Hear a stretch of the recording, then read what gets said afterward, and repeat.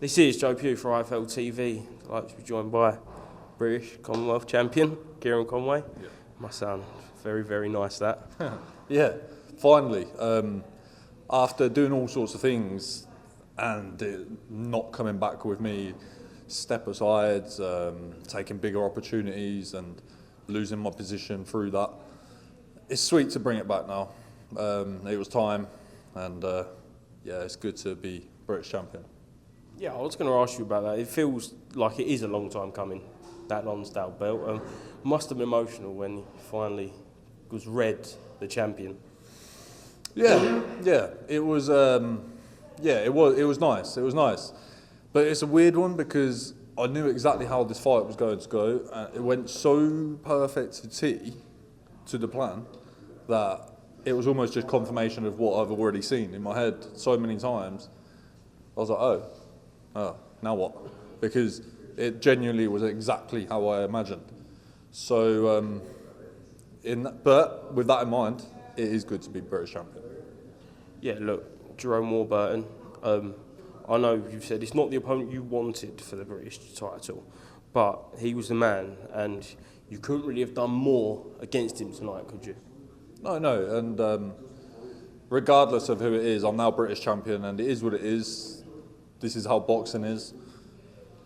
The last British champion had other things to do. He's got to go and do that, and now I was next in line. So that's just the way it is. Man fighting right now, George Liddard.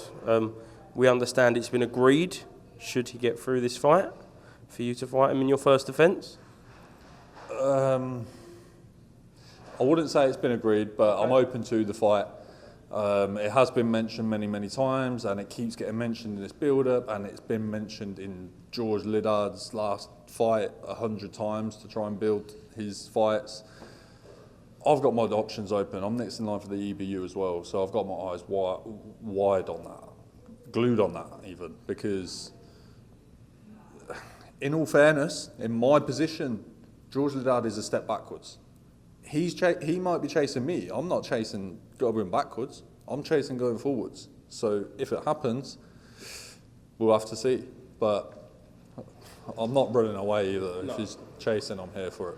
Is it a case of you've fought so many great level domestic opponents throughout the last, 6 years now, that you do want to go for that European, like you said, or look for that marquee, huge fight? Exactly that. I've boxed domestically, I've boxed up at the world level, fell short. I've now conquered the domestic scene. And is it now, maybe it's time to go back. So now we've got to go the traditional route and go to the European title, which is a big one to win. So why not? Do you feel like you've improved since you did make that step up the last time and when you did try and get onto that world scene? I've massively improved over the last 2 years, 1 year, 6 months. Every time I'm training, fighting, I'm improving. And I think I'm really coming into my groove. I'm 29 years old, so it might be later than some others, but I'm really able to control everything that's going on. Like I said, tonight went punch for punch, exactly how I thought it was going to go, and I decided when to end it. I looked up, seen round 4. I was like, yeah, now it's time. Got him out there. What did Eddie Hearn say to you after the fight? Just congratulated me on a good performance, and I think he's looking at the EBU title as well potentially. But he did mention George Liddard too. Got to see what George does in this fight. I mean, he's expected to win this fight. Let's be honest. That's what this fight was made for him for, to set this fight up potentially with me. But potentially it's a step too far for George right now. He's very, very young. Do you think it is a step too far for George? Do you know what? He's not ever been on my radar. I think I've watched one highlight clip of him because where he is in his career. So I'd have to actually watch him a little bit more. Have you sparred him? I think he may have jumped in for 2 rounds at the end of one of my spars with Jimmy Sains. Right. Back a year and a half, 2 years ago before Linus Udofia fight. But we never used him again because we didn't think it was needed. So, yeah, I don't think I know him that well. Okay, Keiron, thank you very much for speaking to IFLTV. Congratulations, mate. Anything else you'd like to add before we finish?